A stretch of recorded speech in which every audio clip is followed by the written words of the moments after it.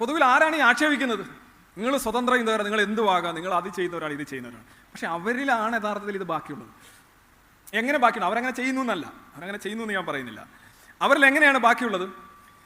പണ്ട് നമ്മുടെ സമൂഹത്തിൽ, ഉദാഹരണമായിട്ട് ഈജിപ്തിലെ ഫറോവമാരുടെ ഇടയിൽ സഹോദരന്മാരെ വിവാഹം ചെയ്യുക എന്ന് പറഞ്ഞാൽ വളരെ നോർമലായിട്ടുള്ള കാര്യമാണ്. ഇപ്പോൾ ക്ലിയോപാട്രയുടെ കാര്യം എടുത്ത് നോക്കുകയാണെങ്കിൽ, ക്ലിയോപാട്ര അവരുടെ 2-3 സഹോദരന്മാരെ തന്നെ വിവാഹം ചെയ്തിട്ടുണ്ട്.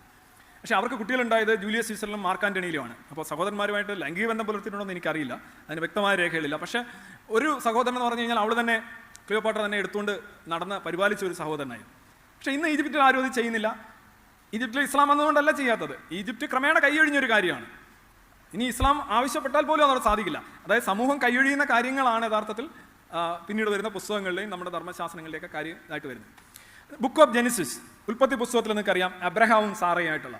അബ്രഹാം എന്ന് പറയുന്നത് സാറയുടെ ഹാഫ് ബ്രദറാണ്, അർത്ഥ സഹോദരനാണ്. അർത്ഥ സഹോദരനുമായിട്ടുള്ള ബന്ധം ലെവിറ്റിക്കസിലും ഡ്യൂട്ടറോണോമിയിലും നിങ്ങൾ നോക്കുക, അത് ഫോർബിഡൻ ആണ്. പക്ഷേ ഇങ്ങനെയുള്ള ബന്ധം ബൈബിളിൽ ഒരുപാട് കഥകളുണ്ട്. ആദവും ഈവുമായിട്ടുള്ള കഥ തന്നെ അതാണല്ലോ. ആദം, ഈവ്, 2 മക്കൾ. അതിനകത്തൊന്നും സംശയമില്ല. നിങ്ങൾ വേറെ ഒരാളെ കൊണ്ടുവന്നാൽ പോലും ഒന്നുകിൽ അമ്മയുമായി അല്ലെങ്കിൽ സഹോദരിയുമായി ബന്ധം പുലർത്തിയെങ്കിൽ മാത്രമേ തലമുറ ഉണ്ടാക്കാൻ പറ്റൂ. കാര്യം അതൊരു ഒരു മോശം കഥയാണ്. ആ കഥ എഴുതിയ ആൾക്ക് എങ്ങനെ മുന്നോട്ട് കൊണ്ടുപോകാൻ കഴിയുമെന്ന് അറിയില്ലായിരുന്നു. നമ്മൾ ഇന്ന് ഒരു കഥ എഴുതുകയാണെങ്കിൽ, ഇന്നൊരു ക്രിസ്ത്യാനിയാണ് കഥ എഴുതുന്നെങ്കിൽ, ഒരു ജൂതനാണ് കഥ എഴുതുന്നെങ്കിൽ അവരെങ്ങനെ എഴുതും? ഒരു 10 പെണ്ണുങ്ങൾ 10 ആണുങ്ങൾ, എന്നാൽ പോലും അല്ല ഒരു 10 ആദം, അങ്ങനെയൊക്കെ വെച്ച് അവർ അഡ്ജസ്റ്റ് ചെയ്തെടുത്തേനെ. പക്ഷേ ഇത്രയും ചിന്തിച്ചിട്ടില്ല. പോട്ടെ. സാമുവലിന്റെ കഥ നോക്കുക. Treats a marriage of a royal prince to his half sister as unusual rather than wicked. സാമുവലിന്റെ കഥയിൽ അൺയൂഷ്വൽ, അസാധാരണം എന്നാണ് പറയുന്നത്. ഇനി ഇതറിയാം, ലൂത്ത് നബി എന്ന് മുസ്ലിങ്ങളും ലോട്ട് അല്ലെങ്കിൽ ലൂത്ത്, 2 പെൺകുട്ടികളുടെ കഥ അല്ലേ. സ്വദാം അല്ലെങ്കിൽ സോഡം ആൻഡ് ഗൊമോറ എന്ന് പറയുന്ന 2 സ്ഥലങ്ങൾ, ഹോമോസെക്ഷുവാലിറ്റി അവിടെ നടക്കുന്നു എന്ന് അറിഞ്ഞ സർവേശ്വരൻ എന്ത് ചെയ്തു? ആ 2 പട്ടണങ്ങൾ നശിപ്പിച്ച് കളയാണ്. എത്ര വലിയ ടെക്നിക്കാണെന്ന് ആലോചിക്കുന്നത്. അവിടെ ഹോമോസെക്ഷുവാലിറ്റി നടക്കുന്നതനുസരിച്ച് ഇദ്ദേഹം അത് നശിപ്പിച്ച് കളയാണ്. ഇപ്പോൾ ഒരു എറണാകുളം പട്ടണത്തിൽ 2 പേര് ഹോമോസെക്ഷുവാലിറ്റി നടത്തി എന്ന് പറഞ്ഞുകൊണ്ട് എറണാകുളം പട്ടണവും ഈ പറയുന്ന മുഴുവൻ സ്ട്രക്ചർ നശിപ്പിക്കുന്ന ഒരുത്തിന് എന്താണ് വിളിക്കേണ്ടത് എന്നല്ല. പക്ഷേ അയാൾ അങ്ങനെ ചെയ്തു. പുള്ളി അങ്ങനെയാണ്, അദ്ദേഹം അങ്ങനെ ചെയ്തു. അദ്ദേഹം അങ്ങനെ ചെയ്തപ്പോൾ ഇവർ അവിടുന്ന് രക്ഷപ്പെട്ട് ഓടുകയാണ്. അതായത് തിരിഞ്ഞു നോക്കരുതെന്ന് പറഞ്ഞു. അദ്ദേഹത്തിൻ്റെ ഭാര്യ തിരിഞ്ഞു നോക്കി, അവർ ഡാഷ് പാറയായി മാറി. എന്നിട്ട് 2 പെൺമക്കളുമായിട്ട് ഇയാൾ ഒരു വിജനമായ സ്ഥലത്ത്, ഗുഹയാണെന്നും പറയുന്നുണ്ട്, അവിടെ ചെല്ലുന്നു. അപ്പം പെൺമക്കൾ പറയുന്നു, നമുക്ക് ഇനി അടുത്ത ജനറേഷൻ ഉണ്ടാക്കാൻ വേറെ ടെസ്റ്റ് ട്യൂബ് ക്ലോണിംഗ് ഒന്നും കണ്ടുപിടിച്ചിട്ടില്ല. അപ്പോൾ പിതാവുമായി ശയിക്കാൻ തീരുമാനിച്ചു. ഇദ്ദേഹം ഇതൊന്നും അറിയുന്നില്ല എന്നാണ് പറയുന്നത്. He perceived not.